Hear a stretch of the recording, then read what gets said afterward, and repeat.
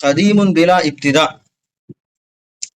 قدیم بلا ابتدا، قدیم یعنی قدیم سمجھتے ہو پرانا، قدیم پرانا ترجمہ پھیکا کر دیتا ہے، اس کو قدیم کو اردو میں قدیم رہنے دو، قدیم ہے شروع سے ہے، بلا ابتدا لیکن اس کا کوئی شروع نہیں، قدیم ہے لیکن اس کا شروع نہیں، ہم کہہ رہے ہیں کہ یہ چیز قدیم ہے پرانی ہے تو یہ کہیں نہ کہیں اس کی شروعات ہوگی 10 سال پہلے، 20 سال، 100 سال، 500 سال، 1000 سال، ارے 50,000 سال پہلے تو اس کی ابتدا ہوئی ہوگی، یا دنیا بننے سے پہلے ہوئی ہوگی یا دنیا بننے سے بعد ہوئی ہوگی، کبھی نہ کبھی تو ہوئی ہوگی اس کی ابتدا، تبھی تو یہ پرانا ہے، تبھی تو یہ قدیم کہلاتا ہے، قدیم درسگاہ کہلاتا ہے، قدیم مسجد، قدیم عمارت، قدیم حویلی، قدیم یونیورسٹی، مدرسہ یا اسکول، تو کبھی نہ کبھی تو اس کی ابتدا ہے، لیکن اللہ ایسا قدیم ہے بلا ابتدا کہ اس کی کوئی ابتدا نہیں ہے، اس کی کوئی ابتدا نہیں ہے، وہ شروع سے ہے، تا حد نظر نہیں ہے، وہ بلا حد نظر ہے، یعنی اللہ شروع سے جہاں سے ہماری عقل کام کرنا بند کر دے وہ اس سے پہلے سے ہے، دائم بلا انتہا، اور کہتے ہیں یہ اس کی جو کیا کہتے ہیں ڈیوریبلٹی، یا اس کو کہتے ہیں اس کا رہنے کا جو اس کی رہنے کی مدت، یہ کتنا، یہ 100 سال چلے گا، 150 سال چلے گا، 200 سال چلے گا، ہم نے یہ برج بنایا 1500 سال چلے گا، 5000 سال چلے گا، 1,00,000 سال چلے گا، لیکن پھر جا کے وہ ٹوٹ جائے گا۔ اللہ ایسا دائم، ایسا دائم ہے، ہمیشہ رہنے والا ہے، بلا انتہا، کوئی اس کی انتہا نہیں ہے، سب کچھ ختم ہو جائے گا لیکن اللہ کا اختتام نہیں ہے، تو قدیم بلا ابتدا، وہ قدیم ہے لیکن اس کی کوئی ابتدا نہیں، اس کی بغیر کسی ابتدا کے وہ قدیم ہے، وہ شروع سے، ہم کو یہ سمجھ نہیں آتا تو ہم بیوقوف ہیں، کیونکہ اللہ نے اتنا عقل ہم کو دیا نہیں ہے، خود قرآن میں کیا آگے تشریح آ رہی ہے، اور دائم ہمیشہ رہنے والا ہے، بلا انتہا، اس کی کوئی تمام انتہا نہیں ہے۔ چھٹی عقیدے کے بارے میں کیا ہے، لا یفنا ولا یبید،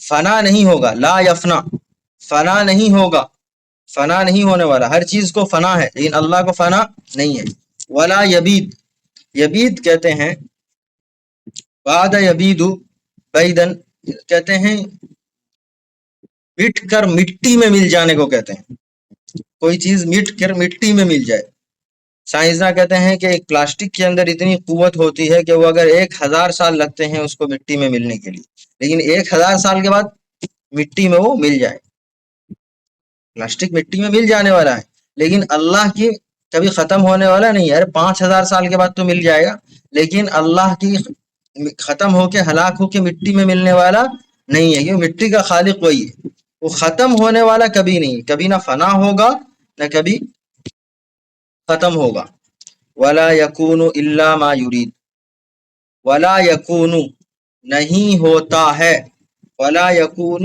نہیں ہوتا ہے، الا مگر ما یرید جو وہ چاہتا ہے، ہوتا وہی ہے جو وہ چاہتا ہے، کچھ نہیں ہوتا مگر جو وہ چاہتا ہے۔ اب یہ سوال پیدا ہوتا ہے یہاں کہ یار لوگ اللہ کیا شرک کرتے ہیں، اللہ کے ساتھ اللہ کی نافرمانی کرتے ہیں، گناہ کے کام کرتے ہیں، کیا اللہ یہ بھی چاہتا ہے؟ تو اس میں تھوڑا سا چوکنا رہ کے سمجھو، اگر سمجھ میں نہ آئے 50,000 بار سمجھ میں نہ آئے تو ہم سے پوچھو، اگر ہم نہ بتا پائے تو نہ سمجھو، لیکن تھوڑا سے مستحضر رہ کے سنو، اسی عقیدے کا مسئلہ ہے۔ انسان جو گناہ کرتا ہے اس کے بارے میں علماء فرماتے ہیں یریدہ اللہ سبحانہ وتعالی ولکن لا یحبہ ولا یرضی، یہ اللہ کے ارادے کے اندر تو ہے لیکن اللہ اس کو پسند نہیں کرتا، اللہ اس سے راضی نہیں ہے، اللہ کے ارادے کے اندر تو ہے لیکن اللہ اسے پسند نہیں کرتا، لیکن اللہ کی مشابہت کسی کو نہیں قرار دے سکتی، لیکن ہماری عقل کم ہے تو ہم اپنے کم عقل کو سمجھانے کے لیے اور اپنے جیسے عقل والوں کو سمجھانے کے لیے ایسی مثال دیتے ہیں جو ہماری عقل میں آ جائے، لیکن اللہ ہر مشبہ شبہ مخلوق سے پاک ہے، مان لیں جیسے مان لیں شوہر ہے، وہ نہیں چاہتا کہ میری بیوی یہ کام کرے، اس کے تصرف میں وہ ہے، وہ نہیں چاہتا کہ میری بیوی وہ کام کرے لیکن وہ کرتا ہے، اس کے پاس روکنے کی اور نہ کرنے دینے کی طاقت ہے لیکن وہ نظر انداز کرتا ہے، سمجھ میں آ رہی بات؟ پسند تو نہیں کرتا. ماں نہیں چاہتی کہ میرا بیٹا یہ کام کرے، پسند نہیں کرتی کہ میرا بیٹا فلاں کام کرے، لیکن کچھ مراحل ایسے ہوتے ہیں کہ باپ ماں کہتے ہیں، مطلب وہ ایسی سچویشن بنا دیتے ہیں کہ بھائی وہ کر لے وہ کام، لیکن یہ اس کو پسند نہیں کرتے نہ اس سے راضی ہوتے ہیں، لیکن کچھ ان کی حکمتوں کی مد نظر وہ کہتے اس کو نظر انداز کرتے ہیں، چلو کر لینے. ان کے ارادے میں تو یہ کام ہو رہا ہے لیکن اس سے وہ راضی نہیں ہے. اس لیے کچھ جو کچھ ہوتا ہے اللہ کے ارادے میں تو ہوتا ہے، لیکن اللہ نے جس چیز کو کرنے کا حکم دیا اس سے وہ خوش ہے، راضی ہے، پسند کرتا ہے. جس سے وہ کرنے کا حکم نہیں دیا اس سے وہ خوش راضی نہیں ہے. ٹھیک ہے.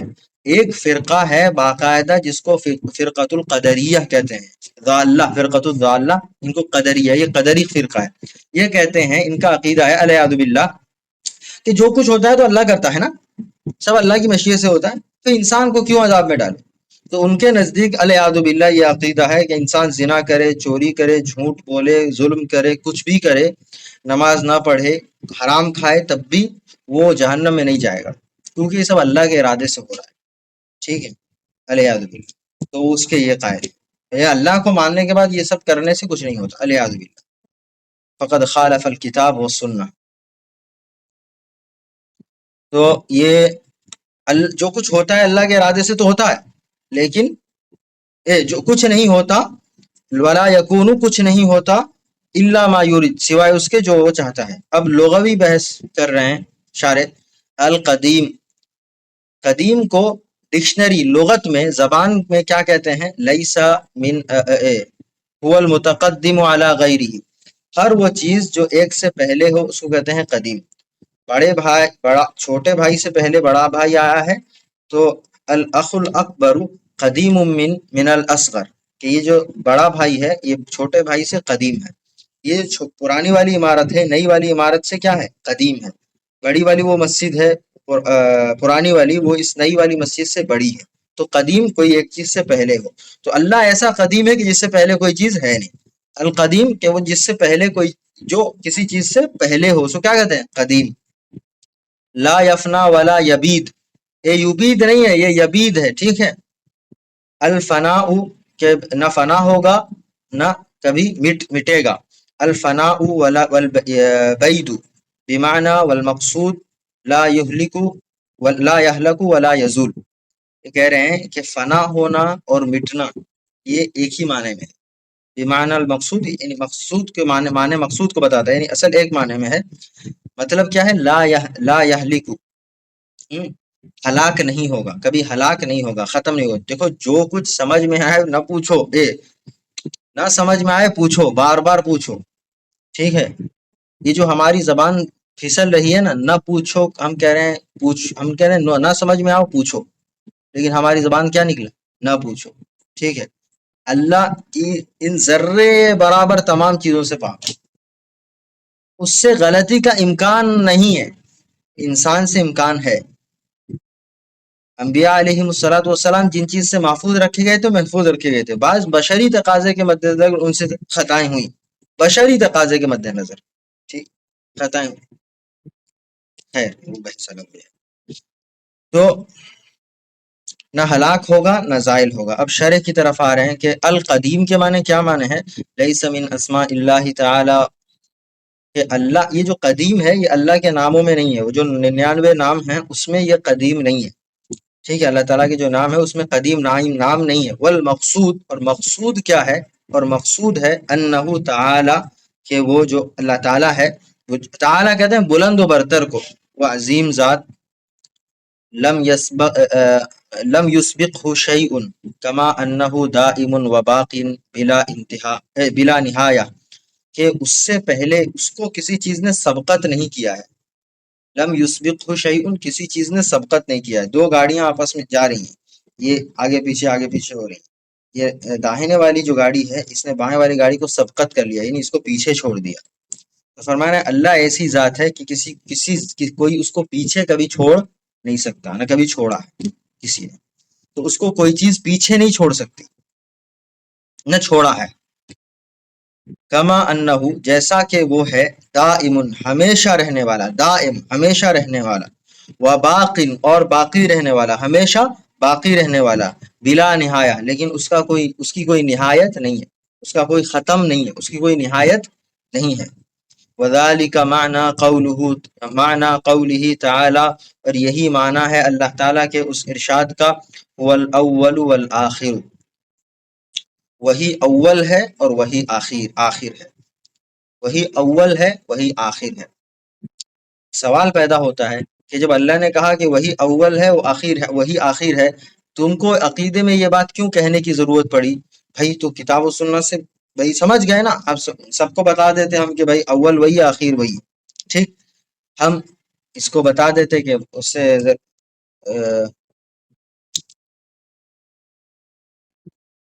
آگے حدیث پڑھ لیں اس کے بعد بتا رہے ہیں۔ فالاول لیس قبلہ شیء، وہ ایسا اول ہے کہ جس سے پہلے کوئی چیز نہیں ہے، والآخر لیس بعدہ شیء، اور وہ ایسا آخر ہے کہ جس کے بعد کوئی چیز نہیں ہے۔ وقد فسرها النبی صلی اللہ علیہ وسلم بذلک، اور اس کی یہی تفسیر بیان کی ہے نبی صلی اللہ علیہ وسلم نے، کیا الاول والآخر کی کیا تفسیر بیان کی ہے؟ کہ وہ ایسا اول ہے کہ جس سے پہلے کوئی چیز نہیں ہے، اور وہ آخر ایسا ہے کہ جس کے بعد کوئی چیز نہیں ہے، ٹھیک ہے۔ تو یہ سوال پیدا ہوتا ہے کہ بھائی یہ تو الاول والآخر آ گیا، والاول والآخر ترجمہ کر دو، حدیث شریف جو منکر ہیں حدیث ان کو چھوڑ دو، حدیث شریف مانتے ہیں، یہ حدیث کو مان لیا کہ اس ایسا اول ہے کہ اس سے پہلے کوئی چیز نہیں ہے، وہ ایسا آخر ہے جس کے بعد کوئی چیز نہیں ہے، حدیث سے نبی صلی اللہ علیہ وسلم نے اس کی تفسیر بیان کر دی۔ پھر تم کیوں اس کو بیان کرنے میں لگے ہو کہ بھائی قدیم ہے بغیر ابتدا کے، اور دائم ہے بغیر انتہا کے، اور نہ فنا ہوگا نہ کبھی مٹے گا، یہ کیوں کہہ رہے ہو؟ یہ جو تم کہہ رہے ہو کیوں کہہ رہے ہو؟ یہ تمہارے عقیدے میں کیوں شامل ہو گیا؟ ویسے ہی ایز اٹ از رہنے دیتے، یہ بات بالکل ٹھیک ہے سننے میں۔ اول میں کہ نبی علیہ السلام کے زمانے میں کیا یہ ہوا تھا؟ صحابہ کے زمانے میں ہوا تھا؟ کہا نہیں ہوا تھا۔ تابعین کے زمانے میں ہوا تھا؟ کہا نہیں ہوا تھا۔ کہا یہ بعد میں یہ عقیدہ تمہارے اندر کیسے راسخ ہوا؟ صلاح ہے نا، بعد میں یہ عقیدہ راسخ ہوا، اس کی وجہ کیا بنی؟ اس کے پس منظر کو دیکھو۔ ایک فرقۃ الضالہ کھڑا ہوا اسی امت میں، ٹھیک ہے، اس نے یہ دعویٰ کیا اللہ اول ہے اور اللہ آخر ہے، اور نبی علیہ السلام نے فرمایا وہ ایسا اول ہے جس سے پہلے کوئی چیز نہیں، اور ایسا آخر ہے جس سے پہلے جس کے بعد کوئی چیز نہیں۔ اس کا مطلب ہے کہ اللہ کی کچھ نہ کوئی ابتدا ہے، الیاذ باللہ، اور کبھی نہ کبھی جا کے اللہ اپنے آپ کو ختم کر دے گا، الیاذ باللہ، اپنی مرضی سے اپنے آپ کو ختم کر دے گا، الیاذ باللہ۔ یہ ایک فرقۃ الضالہ کھڑا ہوا امت، سمجھے؟ اس کے خلاف اہل السنہ والجماعت کھڑے ہوئے کہ نہیں، یہ جو تم سمجھے ہو یہ صحابہ اور نبی علیہ السلام اور تابعین اور سلف صالحین کی سمجھ کے خلاف سمجھے ہو، لہذا ہم کہتے ہیں کہ وہ ایسا اول ہے کہ جس کی کوئی ابتدا نہیں، ایسا اخیر ہے جس کی کوئی انتہا نہیں۔ اب سمجھے امت میں جو اختلافات بہت ساری بنیادوں پر، سمجھ میں آ رہی بات؟ سمجھا پا رہے ہیں ہم اپنی بات کہ نہیں؟ تو فرمایا کہ تم کیسے سمجھے کہ وہ اول ہے کہ جس کا کوئی آخر نہیں، کہ آخر ہے اول ہے جس کا کوئی شروعات نہیں، اور آخر ہے جس کا کوئی خاتمہ نہیں؟ جب نبی علیہ السلام کے زمانے میں اور صحابہ کے زمانے میں عقیدہ ہے، تم کیسے جانے؟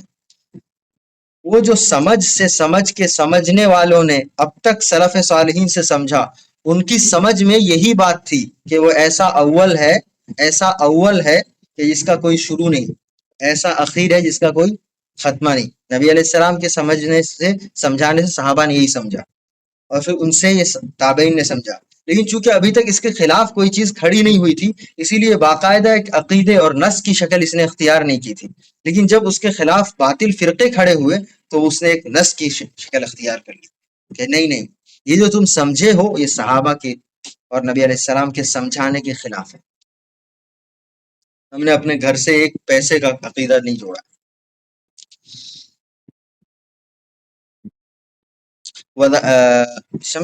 اس کے بعد ہے لا یفنا ولا یبید، نہ فنا ہوگا نہ کبھی مٹے گا، کما قال تعالی، جیسا کہ اللہ تعالیٰ کا ارشاد ہے، کل من علیہا فان ویبقى وجہ ربک ذو الجلال والاکرام۔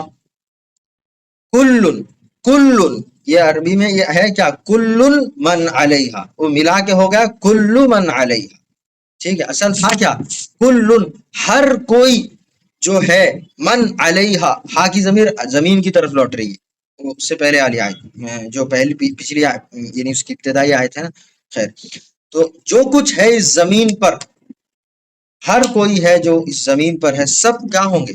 فنا ہوں گے، سب کچھ فنا ہونے والی ہے، فنا ہونے والی ہے، وَيَبْقَى، اور باقی رہے گا، بچے گا، وجہ ربک، تیرے پروردگار کا چہرہ، مطلب اس کی ذات، وجہ ربک یعنی اس کی ذات، تیرے رب کی ذات، ذوالجلال، جو جلال والا ہے، والاکرام، اور کرام والا ہے۔ یہ ذوالجلال والاکرام کا کیا معنی ہے سمجھے؟ کوئی آدمی کبھی غصے میں ہوتا ہے تو آدمی بہت بہت کچھ لوگوں کو پسند آ سکتا ہے، لیکن اکثر لوگ کیا کہتے ہیں؟ غصہ ہے، وہ اس سے تھوڑا کتراتے ہیں۔ اللہ ایسا جلال والا ہے، وہ اللہ ایسا جلیل و کریم ہے کہ اس کے کسی بھی حال کے غصے سے کبھی بھی یعنی اکرام سے خالی نہیں ہوتا، کتنے بھی غصے میں ہو اس کا اکرام کیا جائے گا۔ جہنمیوں کو وہ جب جہنم میں گھوند کے ڈالے گا کافروں کو، تب اب تو مانا نہیں انہوں نے دنیا میں اللہ کے حکم کو، وہ تو نہیں مانا، جہنم میں گر رہے ہیں، لیکن جب اللہ کی جلالت کو دیکھ لیں گے تب وہ اکرام سے پیچھے نہیں ہٹ پائیں گے، بار بار کیا کہیں گے؟ یا اللہ ایک بار بھیج دے، والعیاذ باللہ ایک بار بھیج دے، ہم ایمان لیں۔ تو وہ اکرام کے لائق ہے، ہر وقت اس کا اکرام برقرار ہے، تو وہ جلال والا اور اکرام والا ہے۔ اکرام سمجھتے ہو نا، کسی کی عزت و تکریم کرنا، تعظیم کرنا۔ کل من علیہا فان، ہر وہ چیز جو ہے اس زمین پر فنا ہوگی، وَيَبْقَى وَجْهُ رَبِّكَ، باقی رہے گی فقط تیرے رب کی ذات، جو ذوالجلال والاکرام، جو جلال و کرم والا ہے، جو جلال والا ہے اور اکرام والا ہے۔ اب سمجھے کہ دائم بلا انتہا کہاں سے لیا مانے؟ یہاں سے لیا، ہر چیز تو فنا ہوگی لیکن اللہ فنا نہیں۔ وَكَمَا قَالَ تَعَالَى، اور جس طرح کہ اللہ تعالیٰ کا ارشاد ہے، کل شیء ہالک الا وجہہ، ہر چیز ہلاک ہونے والی ہے۔ اب یہ دوبارہ اس آیت کو لانے کے بعد یہاں کیوں یہ آیت لا رہے ہیں معلوم ہے؟ اس کی وجہ یہ ہے کہ جب وہ یہاں کہا کہ کل من علیہا فان، ہر کچھ جو اس زمین پر ہے فنا ہونے والی، یہ سوال ہو سکتا ہے، یہ خدا نہ خواستہ یہ ذہن میں یعنی اشکال کر سکتے ہیں، باطل اشکال کر سکتا ہے کہ اس کا مطلب زمین کے نیچے جو ہے وہ ہلاک نہیں ہونے والی، آسمانوں پہ ہے وہ ہلاک نہیں ہونے والی۔ تو اسی لیے وہ اور ایک آیت اللہ تعالیٰ نے قرآن کو منظم انداز میں نازل کیا کہ ہر چیز، جو چیز ہے، ہر چیز ہالکن، ہلاک ہو جائے گی، الا وجہ، سوائے اس رب کی ذات کے۔ یہ جو قرآن کے مخلوق ہونے میں امام احمد رحمۃ اللہ علیہ جمے رہے کہ پوری دنیا ایک طرف ہو جائے، میں قرآن کو مخلوق نہیں مانوں۔ کیوں نہیں مانوں؟ کیا اس کی خرابی ہے نہ ماننے میں؟ کیونکہ اگر قرآن کو آپ مخلوق مان لیتے ہو تو مان لیتے ہو کہ قرآن ایک چیز ہے، اور جو کچھ کوئی چیز ہے وہ فنا ہو جائے گی، اور اللہ کا کلام فنا ہونے والا نہیں ہے۔ جب دنیا ختم ہو جائے گی قرآن کے حرف اٹھا لیے جائیں گے، لیکن قرآن مٹے گا نہیں، لوح محفوظ میں محفوظ ہے تادم، والعیاذ باللہ ہمیشہ ہمیشہ کے لیے محفوظ ہے، مٹنے والا نہیں ہے۔ یہ شفاعت کے طور پہ آخرت میں بھی آئے گا صاحب قرآن میں، تو یہ مٹنے والا نہیں۔ تو یہ خلق قرآن کی بحث عقیدے میں ابھی آئے گی انشاءاللہ، وہاں پہ انشاءاللہ تفصیل سے بات کریں گے۔ یہ فی الحال تو اسی لیے امام احمد کھڑے ہوئے، تو یہ پہلے خلق قرآن کا کوئی مسئلہ نہیں تھا، لیکن جب باطل فرقے کھڑے ہوتے ہیں اس کے مقابل اہل السنہ کھڑے ہوتے ہیں، تو پھر وہ ایک شکل اختیار کرتے ہیں۔ کیا کریں؟ وجہ کا مطلب ذات، وجہ کا مطلب ذات لینا کس طرح لیا جاتا ہے، کیسے سمجھ آتا ہے؟ وجہ کا مطلب ذات و شیئن، یہ اسلاف نے اس کا یہی ترجمہ کیا، وجہ اللہ سبحانہ یعنی اس کی ذات ہے۔ یعنی یہاں کہیں وجہ کے مطلب ہوتا ہے اللہ کی رضا ہوتی ہے، کہیں وجہ کا مطلب ہوتا ہے اللہ کی دیدار، کہیں وجہ کا مطلب ہوتا ہے اللہ کی جنت، یعنی اس کی رضا میں شامل ہوتا ہوں، رضا اس کی رضا، یعنی اس کی اللہ کی جنت مطلب اس کی رضا۔ تو یہاں جو وجہ ربی کا ذوالجلال والاکرام، یہ جو پس منظر میں پوری بات ہو رہی ہے، قرآن پاک جہاں یہ بات کر رہا ہے تو یہاں ذات مراد لیا گیا، سمجھے؟ یہ جو آگے پیچھے والی آیات ہیں یہ اس بات پر دلالت اشارے کر رہی ہیں کہ بھئی یہ ذات مراد ہے، یہ اس ذات کو، یعنی سب کچھ چیزیں تو تباہ ہو جائیں گی نا، کہ اللہ کوئی چیز نہیں ہے، اللہ کی ایک ذات ہے، تو وہ ذات تب فنا ہونے والی نہیں۔ تو یہ اسلاف سے اسی طرح سے ترجمہ ہوتا آیا۔ اسی لیے دیکھو سلف کے راستے سے ہٹ کے 100% گمراہی ہے۔ اہدنا الصراط المستقیم، اللہ سیدھا راستہ دکھا، صراط الذین انعمت علیہم، ان لوگوں کا راستہ دکھا جن پر تیرا انعام ہوا، یعنی وہ راستہ، طریقے کو بھی پکڑنا ضروری ہے، ان اصحاب کو بھی پکڑنا ضروری ہے۔ تو ہر چیز اب فنا ہونے والی ہے سوائے اللہ کے، اللہ کی ذات کے، یعنی اللہ کے وجود کے۔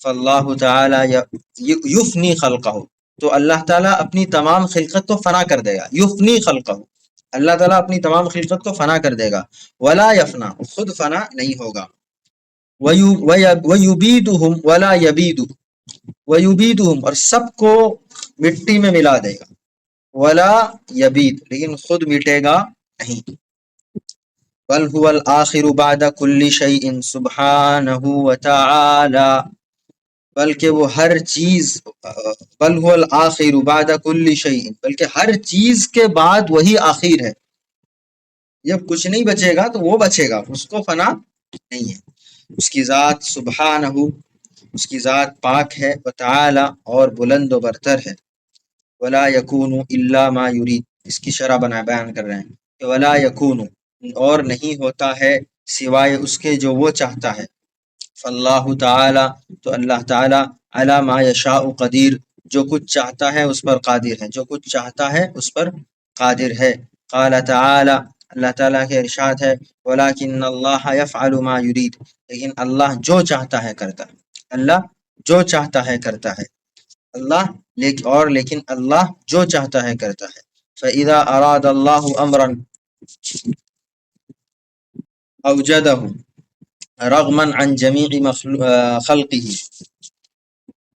جب اللہ تعالیٰ کسی امر کا ارادہ کرتا ہے، کسی بھی امر، کسی بھی معاملے کا ارادہ کرتا ہے، اوجدہ، تو اس کو اوجدہ وجود میں لے آتا ہے، اس کو وجود میں لے آتا ہے، بنا دیتا ہے، رغمن عن جمیع خلقہ، رغمن کہتے ہیں باوجود اس کے، مخالف، رغم ہمیں اکثر مخالف سے استعمال ہوتا ہے، اس طرح حدیث شریف میں رغم انفس، ناک رگڑ کر، یعنی زبردستی، رغمن عن کل، رغمن عن کے معنی میں عن کے ساتھ استعمال ہوا ہے، یعنی مخالف، ٹھیک ہے، یعنی اگرچہ اس کی تمام مخلوق اس کے خلاف ہو، اللہ جس چیز کا ارادہ کرتا ہے اس کو وجود میں لے آتا ہے، اگرچہ تمام مخلوق اس کے خلاف ہو، اگرچہ تمام مخلوق اس کے خلاف ہو، سب کے مل جائیں کچھ بگاڑ نہیں سکتے۔ وَإِذَا لَمْ يُرِدْ أَمْرًا فَلَا يَسْتَطِيعُ الْخَلْقُ جَمِيعًا أَنْ يُوجِدُهُ، اگر وہ کسی چیز، کسی امر کا ارادہ نہیں کرتا، اگر اس نے کسی امر کا ارادہ نہیں، اگر وہ کسی امر کا ارادہ نہیں کرتا، فلا يستطيع الخلق، تمام مخلوق اس کی طاقت، استطاعت نہیں رکھتی، جمیعاً، تمام کے تمام، ان یوجدو، کہ اس کو وجود میں لے آئے، تمام کے دنیا والے مل کے یہ کوشش کریں وجود میں لے آنے کے لیے، کتنی ترقیات کر لی، اللہ چیلنج دے رہا ہے، سب آؤ، سب آؤ، مل بانٹ کے بیٹھو، اپنی عقل و فن کو ملاؤ، اور پھر ایک مکھی بنا کے اڑاؤ، بنا سکتے ہو؟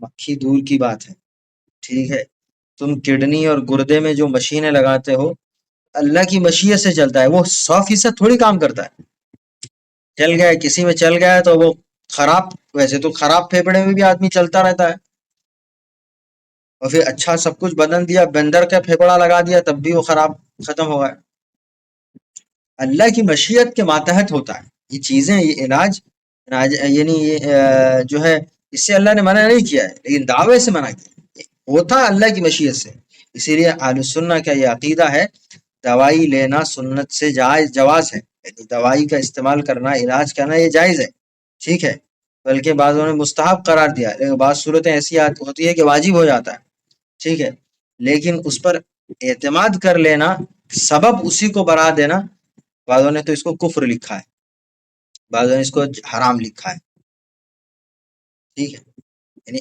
اللہ ہی کی مشیت سے اس سے افاقہ اور شفا ہوتا ہے. اسی لیے ہم کہتے ہیں اللہم اشفنی انت الشافی، اللہ تو شفا دے دے، شفا دینے والا کون ہے؟ تو ہی. وَإِذَا وَهَذِهِ هِيَ الْإِرَادَةُ الْكَوْنِيَّةُ الْقَدَرِيَّةُ الَّتِي لَا تَخْتَلِفُ، اور یہی ارادہ کونیہ ہے، یعنی کونیہ یعنی اللہ تعالیٰ کا یعنی فیصلہ کن ارادہ ہے، جو قدریہ اس کی قدرت کا کے ساتھ ہے. اس کو کہ وہادی، اور یہی ہے، یعنی یہ سب امور جو بیان کر رہے ہیں یہی ہے ارادہ کونیہ. اس کو اردو میں بھی کونیہ ہی کہتے ہیں، یعنی اللہ کی کون کہتے ہیں، کان یکون کونن کہتے ہیں ہونے کو، یعنی اللہ کی مرضی ہو، اسی کو کہتے ہیں کونیہ، یعنی ارادۃ الکونیہ یعنی ہونے والا ارادہ، القدریہ جو اللہ کی طرف سے مقدر ہے، التی لا تختلف جو کبھی بھی مختلف نہیں ہوں گی، یعنی اس ایک دوسرے کے خلاف نہیں ہوں گی. اللہ نے کہا ہے کہ بھئی سورج کو ایسے ہی چلنا ہے تو وہ چلے گا. اس سے للشمس ينبغي لها ان تدرك القمر ولا الليل سابق النهار كل في فلك يسبحون. سورج چاند سے جو اس کی متعین مقدار ہے اس سے وہ سبقت نہیں کر سکتا، اور نہ ہی دن رات کو کراس کر سکے، بھائی مسابقت یعنی سبقت کر سکتی ہے. ہر کوئی اپنے فلک میں اللہ کے حکم سے تیر رہا ہے. خیر، تو یہ ایک دوسرے کی مخالفت نہیں کر سکتے. فکل خیر او شر یحدث فی هذا الکون انما یحدث فکل خیر او شر یحدث فی هذا الکون انما یحدث بمشیئته و ارادته. جو کچھ خیر اور شر، جو کچھ خیر اور یا شر ہوتا ہے، واقع ہوتا ہے اس کون، اس کائنات میں، یہ سب کچھ اللہ کی مشیت، اس کی منشا اور اس کے ارادے سے ہوتا ہے. سب کچھ اللہ کی مشیت اور اس کے چاہنے سے، اس کے ارادے سے ہوتا ہے. ٹھیک ہے، نبی علیہ السلام قرآن نے اس کو واضح کیا ہے، یعنی ہر چیز خیر و شر سب کچھ کیا ہے، ہماری ایمان کیا کہتے ہیں، والقدر خیر والقدر خیرہ و شرہ من اللہ، اور قدر خیر اور شر کس کی طرف سے؟ اللہ کی طرف سے.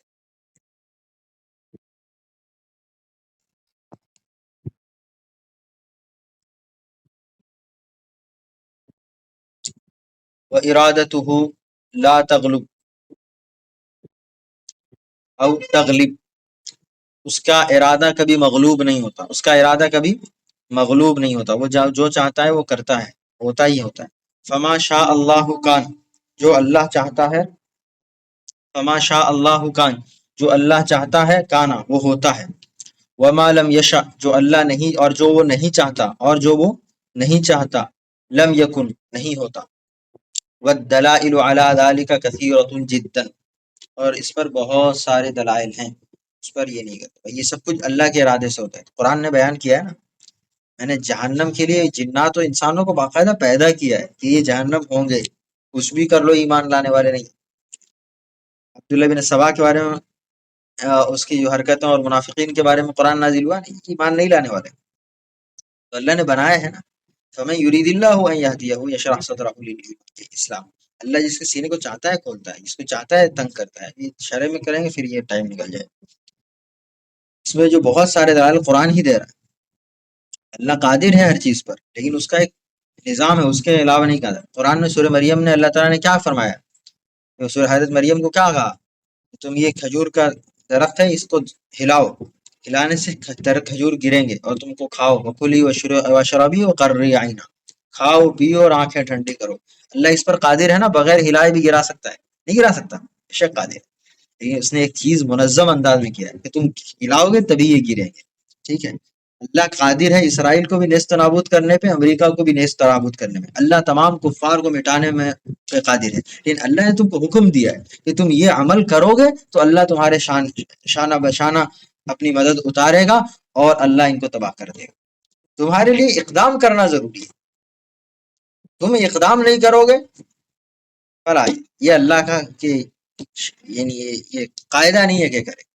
اگر صرف زبان اور تسبیح اور ذکر و اذکار، یعنی صرف بد دعا سے اگر یہ تباہ ہو سکتے تھے تو اتنی کم بے سر و سامانی میں تنگ دستی میں، مسلمانوں کی قلت میں محمد الرسول اللہ صلی اللہ علیہ وسلم مستجاب الدعوات ہیں. وہ مدینے سے نکل کے بدر تک نہیں آتے، عہد تک نہیں آتے، خندق تک نہیں آتے، موتا تک نہیں یہ تبوک تک نہیں آتے، نہیں آتے، وہیں پہ بیٹھ کے دعا کرتے. ان تہلک هذه الفئہ لن تعبد او کما قال صلی اللہ علیہ وسلم، اگر یہ تباہ ہلاک ہو گئی تو تیری عبادت نہیں کی جائے گی. یعنی یہ آخری میں نبی ہوں، تیرے وعدے کے مطابق کہہ رہے ہیں. اٹھے کھڑے ہو کے آ رہے ہیں تو اللہ کی مدد جوق در جوق اتر رہی ہے، فرشتے کالی پیلی پگڑی باندھ کے اتر گھوڑوں میں. تم اقدام کرنا شرط ہے، محمد رسول اللہ کے طریقہ میں کامیابی. کہو گے کہ ہم یہیں پہ بیٹھ کے پوری دنیا کو بس بددعا کر کے، پوری دنیا والے مل کے قنوت نازلہ پڑھو، اللہ کا قانون نہیں ہے کہ وہ تباہ کر دے. نبی علیہ السلام نے 1 مہینے مشرکین کے خلاف بددعا کی نمازوں میں. اقدام کیا تھا، پہلے فوج گئی تھی، ان کو دھوکے سے قتل کر دیا گیا، ٹولہ گیا تھا دھوکے سے قتل کر دیا گیا، اور اس کی پوری تیاری کر رہے ہیں، قتل کرنے کی پوری تیاری کر رہے ہیں. اس کے بعد سریہ غزوے میں مجاہدین کو بھیج رہے ہیں، تیاری کر کے پھر وہ کام کر. بد دعا کرتے رہو تو پھر قیامت تک بد دعا کرتے رہو، اللہ کو کوئی پرواہ ہے کسی. اللہ نے کہا تم ایسے کرو گے تو میں مدد اتاروں گا، تم وہی نہیں کر رہے ہو باقی سب کر رہے ہو، تو اللہ کہہ رہا ہے تم کچھ بھی کرو میں نہیں کرنا. قرآن کہہ رہا ہے نا کہ بھائی حالات تب تک تبدیل نہیں ہوگے جب تک تم اپنی حرکتوں کو تبدیل نہیں کرو. یہ جو ویسٹرن آئیڈیولوجی ذہن میں آہستہ آہستہ پرویا گیا ہے نا، اس کو سے رنگا گیا ہے، بڑے سلیقے سے رنگا. اسلام از ریلیجن آف پیس، لہذا یہاں خون خرابہ اس میں جائے. بے شک اسلام از اے ریلیجن آف پیس، بے شک اسلام امن کا مذہب ہے، اس میں کوئی شک و شبہ نہیں ہے. لیکن خون بہایا جائے گا ظلم کی اتمام کے لیے. ارے نبی علیہ السلام نے کیا فرمایا؟ یہ نظافت اور پاکیزگی کیا ہے؟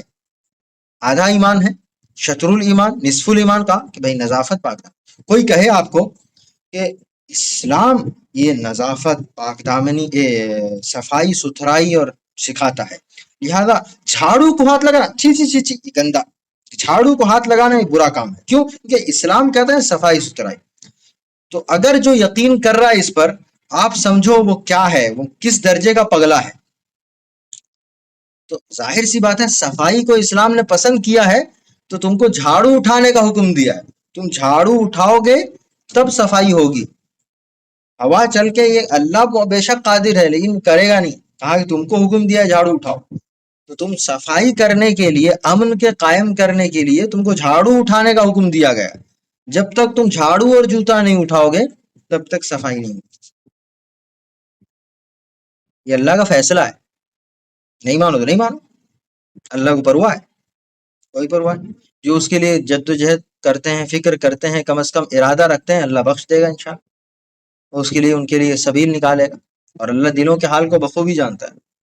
اور جو اس کے لیے اس کو بڑی حقارت سے دیکھتے ہیں، اللہ تعالیٰ نے کوئی پرواہ ہے. ابھی آگے عقیدہ آ رہا ہے نا اللہ کے بھائی کوئی ضرورت مند ہے، اللہ ان کی نسلوں سے ایمان کو ختم کر دیتا. آپ دیکھو، آپ اپنی نظروں سے دیکھو، جو طبقہ کہتا ہے کہ نہیں تمام مذاہب و ادیان کا احترام کرنا چاہیے تمام کو، آپ دیکھو 2-3 نسل کے بعد الا ماشاء اللہ ان کی نسلوں سے ایمان تک ختم ہو جاتا ہے، ہو جاتا ہے. اللہ تم کو، اب تمہاری ضرورت نہیں ہے اللہ کو، تم احترام کرواؤ، اللہ تمہاری نسلوں سے ایمان تک چھین لے گا اور تم اس کے راستے اول ہوگے. الیاذ باللہ، چھین جاتا ہے.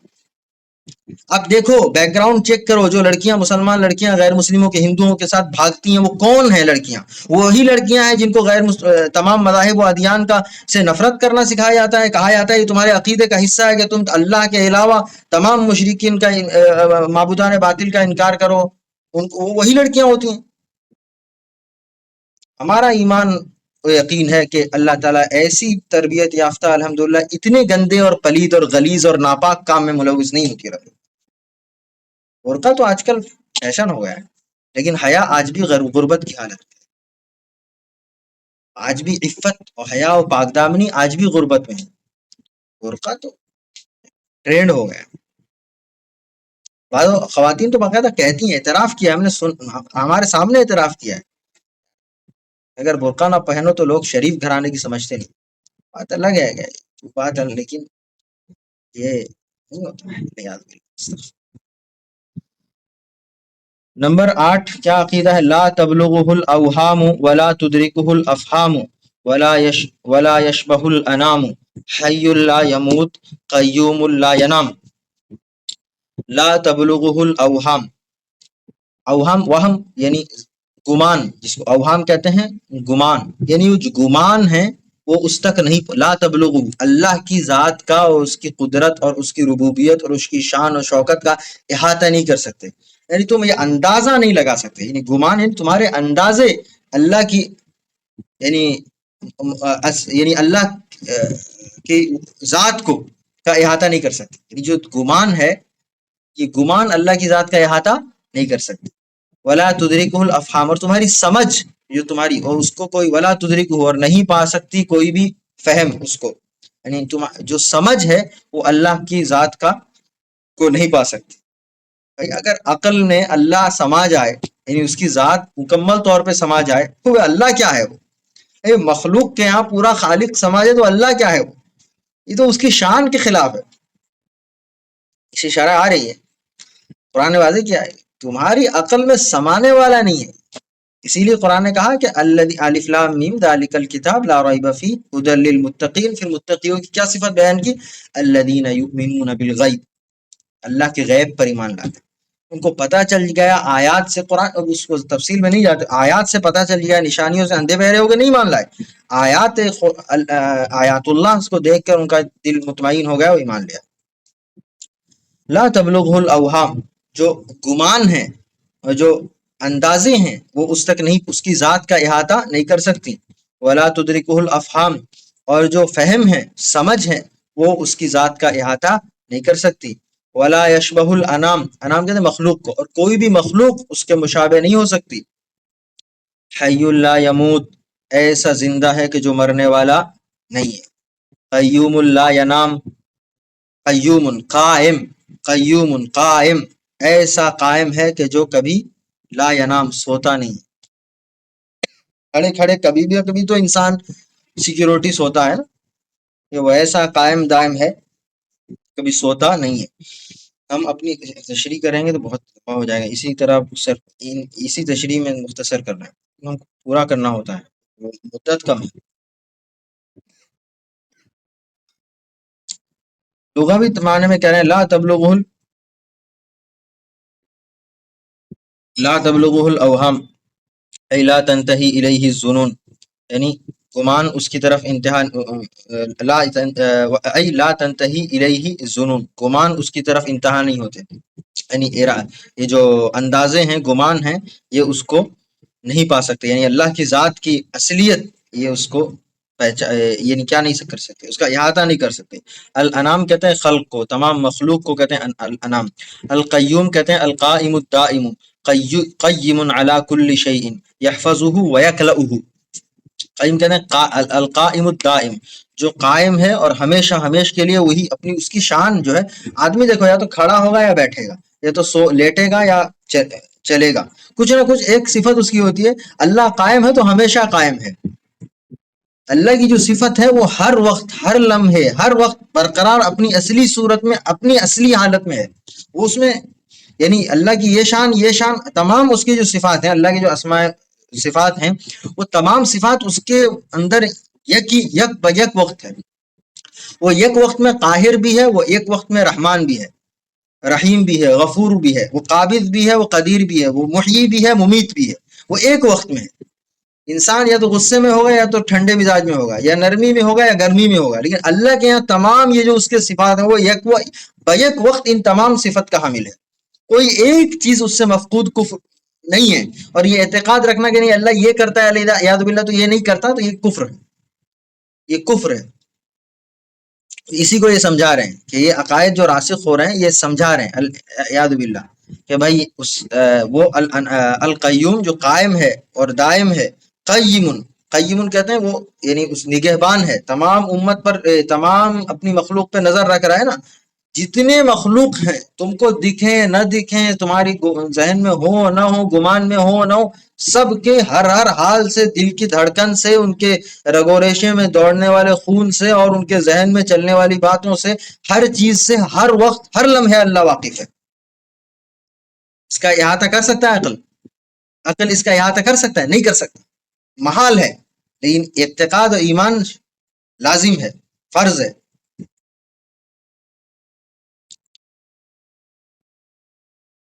قیم علی کل شیء، ہر چیز پر نگہبان ہے۔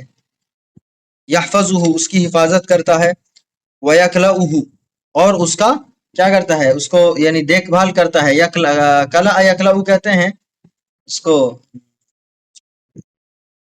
کیسے سمجھیں، ان کو چلاتا ہے، یعنی اس کو کلا یکلو کہتے ہیں صنع یصنع کو، ان کو بنانے والا، ان کو چلانے والا، ان کی حفاظت کرنے والا۔ وہ حفاظت کے ایک معنی میں، دو معنی ہے یہ، تو اس کی حفاظت بھی کرتا ہے۔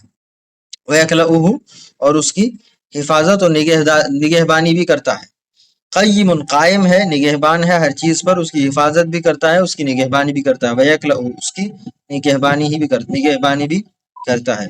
شرح میں کہہ رہے ہیں ان اللہ تعالی لا یحیط به احد من خلقه علما، بے شک اللہ تعالیٰ کی ذات وہ ہے کہ جس کا احاطہ نہیں کر سکتی کوئی بھی اس کی مخلوق میں، اس کے علم کے ذرے کا بھی احاطہ نہیں کر سکتی۔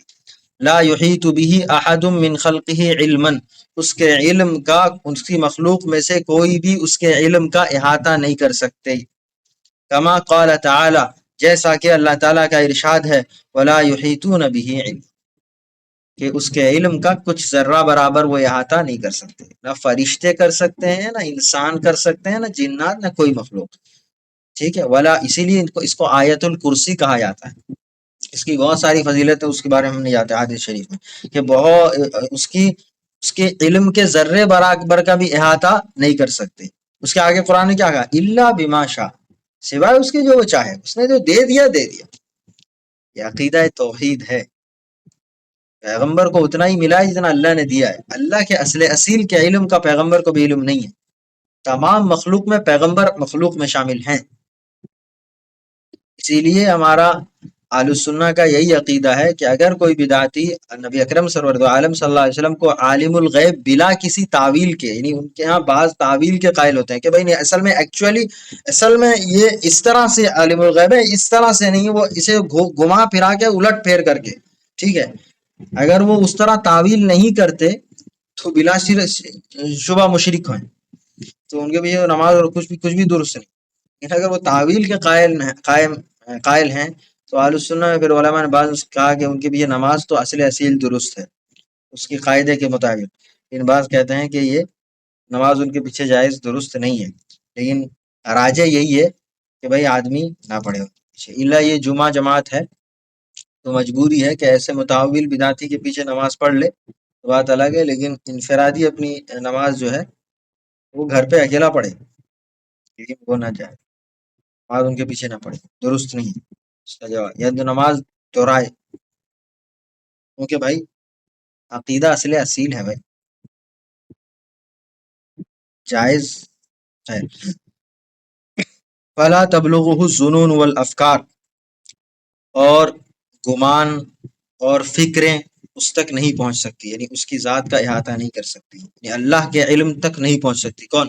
نہ گمان پہنچ سکتی ہے، نہ افکار پہنچ سکتی ہیں۔ والتخیلات، یہ خیالات ہوتے ہیں، والتصورات، اور یہ تصورات ہوتے ہیں، سوچنا، خیالات یعنی خیال آدمی کرتا ہے، تصور یعنی وہ ایک تصور کرنا، تصور ہوتا ہے، اس کو کس زبان میں تصور کرنا، ایک اندازہ لگانا۔ لا يعرف احد من خلقه کنہ ذاتا،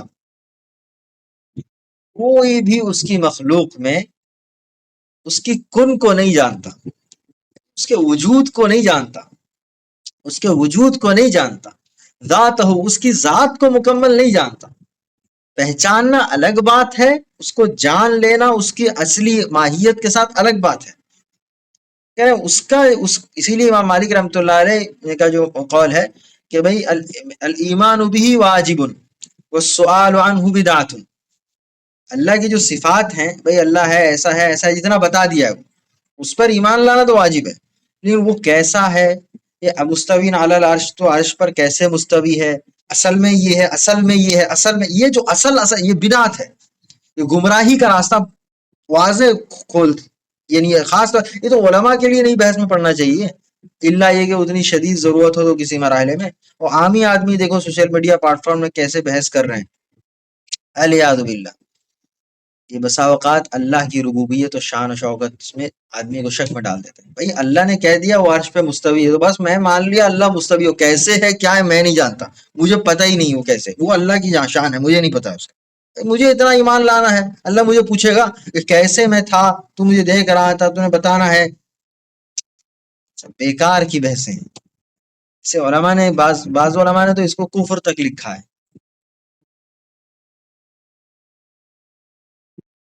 لا الہ الا اللہ۔ کہہ رہے ہیں کہ اس کی ذات کو اور اس کی کن کا کوئی احاطہ نہیں کر سکتا، کما انہ لا یشبہ احدا من خلقہ لا فی ذاتہ ولا فی اسمائہ، جس طرح کہ انہ کہ وہ لا یشبہ احدا من خلقہ ولا فی ذاتہ ولا فی اسمائہ، جیسا کہ وہ ایسی ذات ہے کہ جس کے مشابہ نہیں قرار دی جا سکتی کسی ایک کو بھی اس کی مخلوق میں سے، نہ اس کی ذات میں نہ اس کے ناموں میں، ولا فی صفات ہی نہ اس کے صفات میں، ولا فی افعال ہی نہ اس کے افعال میں، اس کے کاموں میں، سبحانہ و تعالی اس کی ذات پاک ہے، لیس کمثلہ شیء اس کی طرح کوئی چیز نہیں ہے، وہو سبحانہ و تعالی اور وہ ذات پاک ہے اور بلند و برتر ہے، سمجھے؟ اس کی مخلوق میں کسی کو بھی اس کے مشابہ نہیں قرار دیا جا سکتا، نہیں قرار دیا جا سکتا۔ ہم نے بتایا نا کہ ہمارے عقل کو بس کھولنے کے لیے ایک مثال دیا ہم نے کہ بھائی باپ ماں اپنے بچوں کو اس طرح چھوٹ دیتی ہے، شوہر بیوی کو چھوڑ دیتا ہے، یہ بس عقل کھل جائے آپ اس اصلی معنی تک پہنچ جائیں۔ لیکن جو کیفیت ان کی ہوتی ہے، کیا باپ ماں کی یا شوہر بیوی کی جو آپس میں کیفیت، وہ کیفیت نہیں، سمجھ رہے ہو؟ وہ کیفیت ہم بالکل قرار نہیں دے رہے، نہیں وہ سمجھنا یہ تو کفر ہے۔ اسی طرح اللہ کی جو شان اور شوکت افعال و صفات ہے اس سے مشابہ کسی کو قرار دے کے اللہ کو سمجھانا یا کہ اللہ ایسے ہی ہے، نعوذ باللہ، یہ کفر۔ اللہ تک تو تم ڈائریکٹ نہیں پہنچ سکتے، کوئی نہ کوئی ولی کا تو سہارا لوگے، کوئی نہ کوئی بزرگ کا تو سہارا لوگے۔ اس کی مثال دیا کہ بھائی تم کو پرائم منسٹر تک پہنچنا ہے تو اس کے نیچے سے ہو کے جانا پڑے گا، یہ کفر ہے، شرک ہے اس کی ذات، یہ شرک ہے، کھلا شرک ہے۔ تم اللہ کو عاجز سمجھتے ہو کہ اللہ تمہارے حال سے واقف نہیں۔ مشرکین مکہ کے بارے میں قرآن نے کیا کہا؟ وہ اللہ کو نہیں مانتے تھے، وَمَا نَعْبُدُهُمْ إِلَّا لِيُقَرِّبُونَا إِلَى اللَّهِ زُلْفَى، ہم ان کی عبادت صرف اسی لیے کرتے ہیں کہ یہ ہم کو اللہ کے ہاں قریب کر دے، مقام ہمارا بلند کر دے، بس یہ مشرک اسی لیے ہے۔ کسی بھی بزرگ عالم مخلوق کو، کسی کو بھی اگر تم اس وجہ سے ان کی یعنی عبادت کرتے ہو، کسی بھی ادنا درجے عبادت کرتے ہو، تو پھر ظاہر ہے یہ شرک ہے۔ ہمارے یہاں پتہ نہیں اس بر صغیر میں الیاذ باللہ جو موقف راجع، اصل میں تصوف سے اسلام پھیلا ہے، اس کی وجہ سے بہت سارے بدعات ہیں یہاں پہ۔ یہ جو وسیلے سے دعا کرنا، ہم نے اس پر بحث کی ہے، وہ ابھی اس کا موقع نہیں ہے بحث کرنے کا، وہ ایک تفصیل میں ہم نہیں جاتے۔ وسیلے سے کون سا کتنا وسیلہ جائز ہے، کتنا نہیں ہے، کتنا ناجائز ہے، کتنی اجازت ہے، لیکن راجع یہی ہے جس پر جمہور اہل السنہ ہے، جس پر جمہور امت ہے، وہ یہی ہے کہ یعنی ایک تو وسیلہ اس کا کہ نبی علیہ السلام نے بتایا کہ زندوں کا وسیلہ یا اپنے اعمال صالح کا وسیلہ، جس طرح رواہ البخاری و مسلم وغیرہما، کہ وہ تو متفق علیہ ہے تمام امت، کہ اس کا آپ وسیلہ سے مانگ سکتے ہو، کہ ایک زندہ، ایک کیا اپنے اعمال صالح۔ بنی اسرائیل کا قصہ وہ ہم بحث میں نہیں آتے، خیر۔ لیکن فوت شدہ آدمی، چاہے وہ انبیاء، اس میں جو انبیاء صالحین کے معاملے میں اور انبیاء و شہداء علیہ الصلوۃ والسلام کے بارے میں، تو اس میں بعض علماء کا یہ موقف ہے کہ نہیں یہ لوگ تو زندہ ہوتے ہیں تو ان کا وسیلہ لگایا جا سکتا ہے، یہ شرذمۃ قلیلہ ان کا یہ ہے۔ لیکن ہمارے یہاں بالکل رائج ہو گیا کہ یار وہ وسیلے سے مانگنا ہی مانگنا ہے، وسیلے سے مانگنا ہی مانگنا ہے۔ اللہ ہماری دعاؤں کو، اپنی گزارشات کو اپنی کرم اور پیارے حبیب صلی اللہ علیہ وسلم کے صدقے طفیل میں آپ کے وسیلے سے قبول فرما لے۔ یہ یہ یہ تو ایک تو سنت صحیحہ میں جو صاف الفاظ ہے کہ وسیلے سے نہ مانگو، اور صحابہ کرام رضی اللہ عنہ کا عمل بھی یہی تھا کہ وہ وسیلے سے نہیں مانگتے۔ صحابہ میں کسی کا ایک عمل نہیں ملتا ہم کو کہ بھائی وہ نبی علیہ السلام کے بعد نبی علیہ السلام کے وسیلے سے مانگ رہے ہیں۔ ہاں اس کے برعکس حضرت عمر بن خطاب رضی اللہ عنہ وغیرہ کا عمل ملتا ہے۔ تو یہ بات کے بعد علماء کا یہ اجتہاد ہے، اس کو ایسے رائج ہو گیا ہے کہ اس کے بغیر دعا مانگنی ہی نہیں، یہ خلاف سنت طریقہ ہے، یہ رائج ہو گیا ہے۔ یہ جیسے حدیث شریف میں قل العلم وکثر الجہل، علم کم ہو جائے گا، کثرت جہالت عام ہو جائے گی۔ بھائی جتنی اس کے بغیر دعائیں نہیں ہوتی۔ ہاں جتنی دعائیں معصور قرآن نے سکھائی ہے، کہیں ایک میں وسیلے کا ذکر نہیں کیا، اور جتنی سنت معصورہ، سنت نبی علیہ السلام کی سنت میں جتنی معصور دعائیں، کھانے پینے کی، سونے کی، اٹھنے بیٹھنے کی، سفر کی، جتنی دعائیں نبی علیہ السلام سے منقول ہے، ایک میں کہیں وسیلہ نہیں، سب میں بلا وسیلہ دعا کیا ہے نبی علیہ السلام۔ تو معصور دعائیں، یہ وسیلہ کچھ علماء کا مذہب ہے، یہ تمام کے تمام وہ اس کو اسی پر، جمہور علماء امت کا تو یہ مذہب نہیں ہے، ہم تو اس کے قائل نہیں ہیں الحمدللہ۔ ہمیں جو کہتا ہے وہ وسیلے سے، ہم تو آمین تک نہیں کہتے، حالانکہ نبی علیہ السلام کا وسیلہ لگاتا ہے، نہیں کہتے، نہیں بھائی یہ تو طریقہ ہم اس کو درست نہیں سمجھتے، کہ ہم نہیں سمجھتے، یہ تجربۃ قلیلہ بعض لوگوں کا مذہب ہے، ہم اس کو خیر خیر اس بحث میں۔ اللہ ہمارے لیے کافی ہے۔ تو یہ کہہ رہے ہیں کہ بھائی اس کی کسی ذات میں اللہ کا کوئی شریک، کسی کو مشابہ قرار دینا اللہ کے کسی بھی درجے میں، یہ جائز حرام ہے، یہ کفر ہے۔ اس کی ذات میں اور اس کے ناموں میں اور اس کی صفات میں اور نہ اس کے افعال میں کسی کو نہیں، سبحانہ، اس کی ذات پاک ہے، اور تعالی بلند و برتر ہے، لیس کمثلہ شیء، اس کی طرح سے کوئی چیز نہیں ہے۔ جو ہندو مشرکین جو پوجا کرتے ہیں معبود کی، ان کے اصل اصول اٹھا کے دیکھیں گے، وہ کہتے ہیں اصل تو یہ خدا نہیں ہے، ہم نے اس کو کیا کہتے ہیں، اس کو آکار دے دیا ہے، کہہ رہے ہیں لیس کمثلہ شیء، اس کی طرح کوئی ہے نہیں، تم کیسے آکار دو گے بھائی؟ وہو سبحانہ وتعالی، اور اس کی ذات پاک ہے اور بلند و برتر ہے۔ بعض لوگ کہتے ہیں کہ نہیں، وہ مشرک تو ان کو کہو جو مورتی پوجا کرتے ہیں اور وہ اللہ کے ایشور نراکار ہے اس کو مانتے ہیں، ان کو کافر نہ کہو، ان کو کافر نہ کہو، ان کے لیے بڑا نرم گوشہ ہوتا ہے ان کا، ہم تو کافر یہ کافر تو ہے ہی، وہ تو اللہ کے حکم کا انکار کر رہا ہے، کافر ہے۔ ابن تیمیہ رحمۃ اللہ علیہ کا فتویٰ اٹھا کے لاتے ہیں، مجموعۃ الفتاوی میں انہوں نے بحث کیا کہ وہ کافر نہیں تھے، بھائی ان کا وہ اجتہادی مسئلہ تھا، انہوں نے ایک خاص پس منظر میں وہ بات کیا تھا، تم کو دیکھ لیتے تو ضرور کہتے میں نہیں، یہ جائز نہیں، تم جو کر رہے ہو غلط ہے۔ خیر، وہ سبحانہ، اور وہ ذات پاک ہے، تعالی بلند و برتر ہے، لا یموت کما قال تعالی، وہ کبھی مرے گا نہیں، لا یموت، وہ کبھی مرے گا نہیں، کما قال تعالی، جیسا کہ اللہ تعالیٰ کا ارشاد ہے، وتوکل علی الحی الذی لا یموت، اور توکل کر ایسے زندے پر جو کبھی مرنے والا نہیں ہے، توکل اس زندے پر کر جو مرنے والا نہیں ہے، اس حی، اس ذات زندہ جاوید ذات پہ کر جو کبھی مرنے والا نہیں ہے۔ وقال، اور اللہ تعالیٰ کا ارشاد ہے، کل من علیہا فان،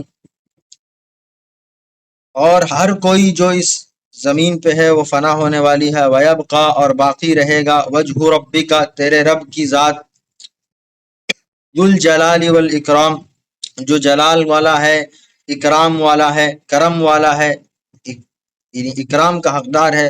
وقال، اور اللہ تعالیٰ کا ارشاد ہے، کل شیء ہالک الا وجہہ، ہر چیز ہلاک ہونے والی ہے، کل شیء ہالک، ہر چیز ہلاک ہونے والی ہے، الا وجہہ، سوائے اس کی ذات کے، سوائے اس کی ذات کے، فاللہ تعالی، تو اللہ کی ذات بلند و برتر ہے، برتر، برتر مطلب بلند اور برتر بہت اوپر ہے، حی، ایسا زندہ ہے، لا یدرکہ الموت، جس کو موت کبھی چھو نہیں سکتی، کیونکہ موت کا خالق وہی ہے، موت کا خالق وہی ہے، موت کو بھی موت آئے گی لیکن اللہ مرنے والا نہیں۔ حدیث شریف میں ہے، قرآن پاک نے اس کی طرف مختصر یہ کیا ہے کہ ایک وقت آئے گا کہ اللہ تعالیٰ سب کو موت دے دے گا۔ اس وقت پکارے گا لمن الملک اليوم، آج کے دن بادشاہت کس کی ہے؟ آؤ کون کتنا جے جے کار کے نعرے لگانے والے تھا، آؤ اس کو بھی پکڑ کے اندر ڈالو، اس کو بھی پکڑ کے ڈالو۔ یہ جو سافٹ کور ہمارے بعض لپٹو رام مولوی کرتے ہیں نا کہ نہیں شری رام چندر کی بھی ہم عزت کریں گے، ان کی بھی عزت کریں گے، یہ مسلمانوں کے عقیدے کو تو مضبوط تو نہیں کر سکتے، یہ ان کے عقیدے کو خراب ضرور کر رہے ہیں۔ یہ بالکل جائز نہیں ہے، یہ بالکل جائز نہیں ہے۔ ان کے یہاں جو سافٹ کور ہے نا، یہ بھائی نہیں، بھائی ہمارے نزدیک نہیں ہے۔ وہ ہو سکتا ہے وہ نبی ہو سکتا ہے کیا بھائی، قرآن نے واضح طور پہ کہا ہے کہ بھائی جن کو تم کو جتنا بتا دیا گیا ہے اتنا مانو، جتنا نہیں بتایا گیا ہے اتنا نہ مانو، اور جس کے بارے میں تم کو شبہ ہے اس کے بارے میں شبہ ہے، خاموش رہو۔ نہیں، وہ شنکر جی تو وہ ہو سکتا ہے کہ وہ نبی ریاض باللہ، تو اس کی حرکتیں دیکھو، اس کی حرکتیں تو عام شریف آدمی کی نہیں ہے، وہ چاہے غیر مسلم ہی کیوں نہ ہو، تو تم اس کو نبوت کے درجے کے مشابہ قرار دے رہے ہو۔ تو اس کے جو واقعات قصے لکھے ہیں، تو جو ہندوؤں کے اسکرپچرز میں لکھے ہیں، جو ان کو پڑھا ہے وہ اچھے سے جانتا ہے الحمدللہ، وہ تو اس کو خود غیر مسلم نہیں آتے۔ ہم نے اس بحث میں بعض برہمنوں سے کہا یہ تمہارے اسکرپچر میں لکھا ہے، یہ مانتے ہو تم؟ ارے تو لکھا وہ خود کنفیوز ہونے پڑے گا، تو کہہ رہا میں پہلی بار دیکھ رہا ہوں اس کو۔ ان کو بہت ہمدردی ہوتی ہے ان سے، مسلمانوں سے ہمدردی نہیں ہوگی ان کو، ان سے بہت ہمدردی ہوگی، الیاذ باللہ۔ تو یہ دیکھیں، یہ کفر ہے۔ تم کو کسی کے بارے میں اگر معلوم نہیں تو کم از کم خاموش رہو۔ اگر تم اتنا کہتے ہو کہ ہو سکتا ہے، یہ ہو سکتا ہے بھی ناجائز ہے، ہو سکتا ہے ہی ناجائز ہے۔ اسی طرح بعض اللہ کے جو اسماء و صفات ہیں، یہ جو اسماء و صفات میں شرک ہے نا، بعض اللہ کے اسماء و صفات میں کہتے ہیں، بعض لوگ کہتے ہیں نہیں اصل میں اللہ کا یہ بھی نام تھا، اصل میں اللہ، دیکھو یہ معنوی طور پہ ایک نام ہونا الگ بات ہے، لیکن اللہ کے لیے تم کوئی نام مخصوص کر رہے ہو جو مشرکین کے نزدیک رائج نام ہے، یہ کفر ہے۔ قرآن کہتا ہے وَلِلَّهِ الْأَسْمَاءُ الْحُسْنَى فَادْعُوهُ بِهَا وَذَرُوا الَّذِينَ يُلْحِدُونَ فِي أَسْمَائِهِ، اللہ کے جو پاک نام ہیں اسی کے ذریعے اس کو پکارو، اور یہ جو الحاد کرتے ہیں اس کے نام میں چھوڑ دو ان کو۔ معنوی طور پہ ایک الگ بات ہے، لیکن مجمع عام میں تم اگر ایسی باتیں کرو گے، ظاہر سی بات ہے مسلمانوں کا عقیدہ مسخ ہوگا۔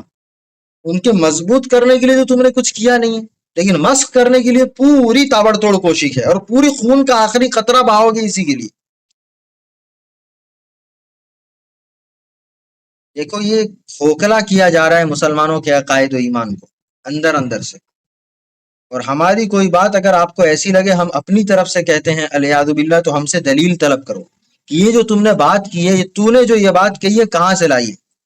ہم انشاءاللہ اس کے ذمہ دار ہیں کہ اس کے لیے دلیل لے کے آئیں گے، یا تو کتاب و سنت سے یا سلف صالحین کے فہم سے، اس معنی کو لے کے آئیں گے، لفظ بلفظ معنی لے کے آئیں گے۔ قرآن یہی کہتا ہے قُلْ هَاتُوا بُرْهَانَكُمْ إِن كُنتُمْ صَادِقِينَ، دلیل لے کے آؤ، ان سے کہو دلیل لے کے آئیں اگر اپنی باتوں میں سچے ہیں۔ دلیل نہیں ہے تو ان کو بات کرنے کا کوئی حق نہیں ہے۔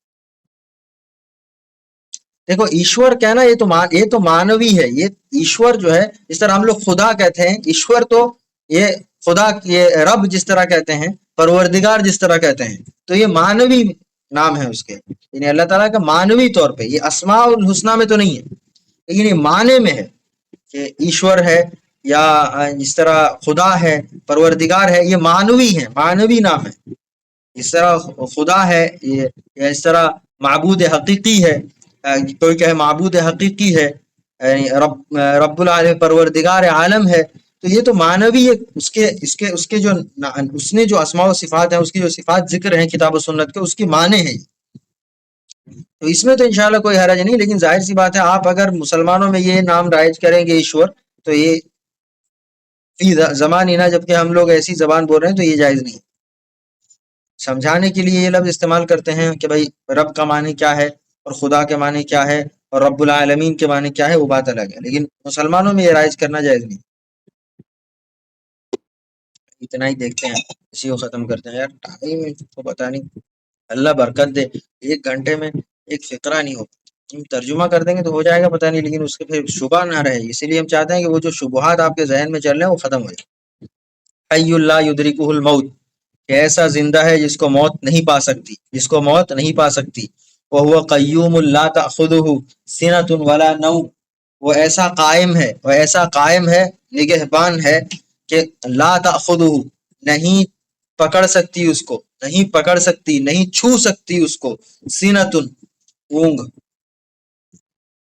سینتن کہتے ہیں اونگ، اور غفلت کو کہتے ہیں آدمی ایسے چوکنا، یہ اونگ کہتے ہیں۔ لا تأخذہ سینۃ ولا نوم، اللہ کو اونگ تک چھو نہیں سکتی، ولا نوم اور نیند، نہ ہی نیند اس کو چھو سکتی۔ یا اس کا ایک معنی اگر اس طرح کرو، اللہ سوتا، اللہ اونگتا تک نہیں ہے، سونا تو دور کی بات، الیاذ باللہ، اللہ کو اونگ تک نہیں آ سکتی، سونا تو دور کی بات، سمجھے؟ تھکن نہیں ہوتی اس کو، تھکتا نہیں ہے وہ۔ خلق السماوات والارض وما بینہما فی ستۃ ایام ثم استوى علی العرش، او کما قال تعالی، کہ آسمان اور زمین کو 6 دن میں بنایا اور پھر عرش میں مستوی ہوا۔ 6 دن میں یہ نظام کے تحت بنایا، اس پہ ہم نے پہلے شاید بحث کیا ہے پہلے لیکچر میں۔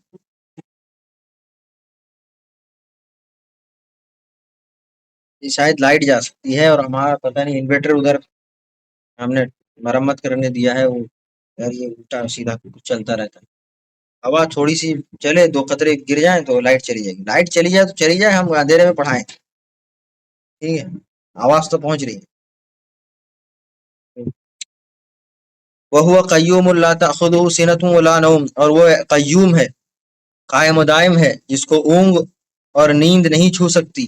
وَإِلَّا اخْتَلَطَ مَوَازِينُ الْكَوْنِ كُلِّهِ، اگر ایسا نہ ہوتا تو کائنات کی جو ترازو ہیں وہ خلط ملت ہو جاتے، ادھر ادھر ہو جاتے، سمجھے؟ خلط ملت ہو جاتے۔ کائنات کی جو ترازو ہے نا، اللہ اگر تھوڑا سا اونگ، الیاذ باللہ، کہتے ہیں اللہ، یہ مثال دے کے اللہ نے سمجھایا کہ اگر اس کو اونگ تک نہیں چھوتی، اگر یہ اونگ اس کو چھو بھی لے تو یہ کائنات کے ترازو الٹ پلٹ ہو جائے۔ اللہ ان تمام کو ہر لمحے اس کو قابض ہے، اس پر قابض ہے۔ بل هو القائم على امور ملکہ سبحانہ وتعالی، بلکہ وہ قائم ہے، نگہبان ہے، اس کی حفاظت کرنے والا، رکھوالی کرنے والا ہے، علی امور ملکہ، اس کی بادشاہت کے تمام امور میں، یعنی ملک کہتے ہیں بادشاہت کو، اس کے بادشاہت کے تمام امور میں وہ قائم ہے، یعنی ہر وقت ہر لمحے نگہبان ہے۔ اس کی ذات پاک ہے، اس کی ذات پاک ہے، مجھ سے کوئی خبر نہیں دار نہیں ہے، لیکن اللہ خبردار، ٹھیک ہے۔ دل میں اگر کچھ ایسا عقیدہ ہو جو خلط ملت ہو، نہیں، ہمارا ارادہ تو ہے، اگر اللہ نے حکم دیا تو ہم تو مر مٹیں گے، لیکن حالات ایسے نہیں ہیں۔ حدیث شریف میں جو ہے نا، تو تمنا دل سے ہو، ان اللہ علیم بذات الصدور، تمنا اس کو نہیں کہتے کہ مطلب بہانے بنانا، تمنا مطلب ٹوٹ کے چاہنا، کہ آج موقع ملے، کل موقع ملے، ٹوٹ جانا، وہ تمنا ہوتی ہے، جس طرح نبی علیہ السلام نے تمنا کیا، وددت ان اقتل فی سبیل اللہ ثم احیا ثم اقتل ثم احیا ثم اقتل ثم احیا ثم اقتل، وذاک فی ذات الالہ وان یشاء یبارک علی کل شلو ممزع، یہ اللہ کی ذات کی خاطر ہے، اگر اللہ نے چاہا تو میرے جسم کے ہر ہر ٹکڑے میں برکت دے گا۔ حضرت خباب کے شعر ہے نا،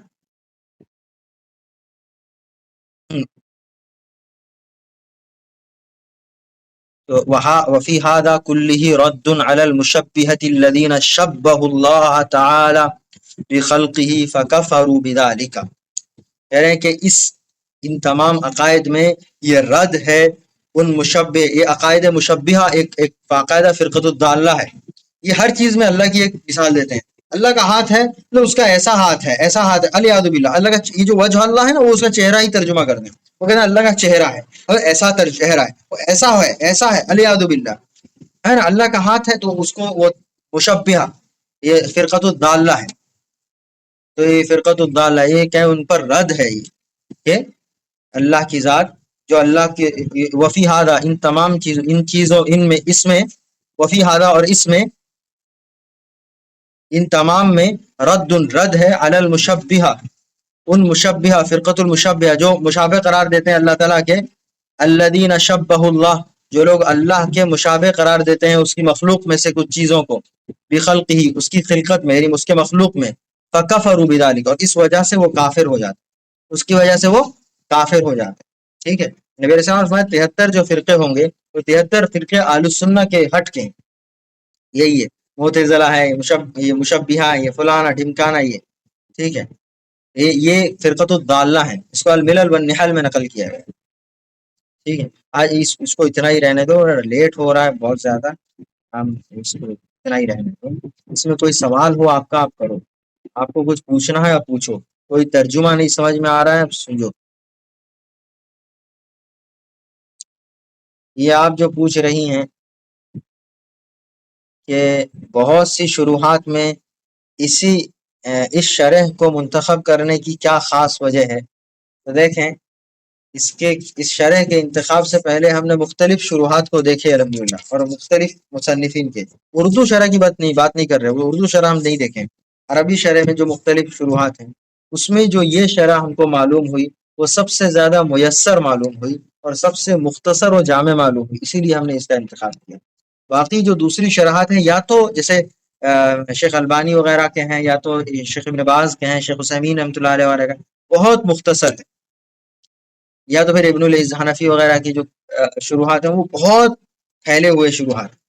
یہ جو شیخ محمد بن عبد الرحمن الخمیس کی ہے، یہ جو شرح ہے یہ بہت کیا کہتے ہیں مختصر و جامع ہے اور آسان ہے، آسان انداز ہے، بحث میں نہیں جاتے، ایک وجہ یہ ہے۔ دوسری وجہ یہ ہے کہ دارالعلوم ندوۃ العلماء کی جو مجلس شورا نے، دارالعلوم ندوۃ العلماء کی جو مجلس شورا نے جو کتابوں کا جو نصاب کا انتخاب کرتی ہے، کتابوں کا انتخاب کرتی ہے، وہ قدیم زمانے سے انہوں نے اسی کتاب کا انتخاب کیا۔ قدیم زمانے سے یعنی یہ تو حیات ہیں یہ مصنف ابھی، اس سے پہلے سے ابھی قدیم زمانے کئی سالوں سے اسی شرح کا انہوں نے انتخاب کیا ہے۔ انہوں نے ہم نے جو لوگ اس کو یعنی دارالعلوم میں جو لوگ اس کے کمیٹی بنائی گئی ہے، وہ جو لوگ اس کے شروحات کو جو اساتذہ دیکھتے ہیں کون سی کتاب اس نصاب میں شامل کرنا ہے، ہم نے اپنے استاد سے سنا ایک کتاب کا جب انہوں نے یعنی انتخاب کیا تو فرمایا کہ میں 80 کتاب کو دیکھنے کے بعد میں نے ایک کتاب کو دیکھا، اور یہ کتاب جس وقت دارالعلوم کی نصاب میں شامل ہوا ہے، جب ہم زیر تعلیم تھے الحمدللہ، اس وقت حضرت مولانا وعد رشید صاحب رحمۃ اللہ علیہ حیات تھے، اور ان کی جو علمی کمالات ہیں وہ ان کی کتابوں سے آپ اندازہ لگا سکیں۔ لوگ کہتے ہیں نا کہ بھائی یہ فکر اور نظر پر اور ویسٹرن آئیڈیولوجی پر یہ سب کس نے، علماء تو خاموش ہیں، تو ان لوگوں نے قلم اٹھایا، آپ کو مواد انہی کی کتابوں سے ملے گا، آپ کو جو مواد ملے گا انہی کی کتاب سے ملے گا، مواد کہیں اور نہیں ملے گا۔ یا تو حضرت مولانا علی میاں صاحب رحمۃ اللہ علیہ کی کتاب سے سلیمان ندوی رحمۃ اللہ علیہ، یا قاری طیب صاحب رحمۃ اللہ علیہ، یا مولانا قاسم صاحب رحمۃ اللہ علیہ، انہوں نے قلم اٹھایا ہے، شاہ ولی اللہ صاحب ہیں، انہوں نے قلم اٹھایا ہے۔ وہ بات الگ ہے کہ لوگوں کی نظر سے وہ اوجھل ہے، لیکن قلم اٹھایا، ٹھیک ہے۔ خیر، تو اس کی ایک وجہ یہ بھی ہے کہ ہم نے اس کا انتخاب کیا۔ یہ شرح جو ہے تیسیر ہے، اس کو یہ دیکھیں شرح میسر ہے، بہت آسان طرز میں اس کو سمجھا جا سکتا ہے، ٹھیک ہے۔ اور اگر ہم دوسری شروحات کا انتخاب کرتے ہیں، اردو تو بھائی قائل نہیں، وہ اردو میں دیکھیں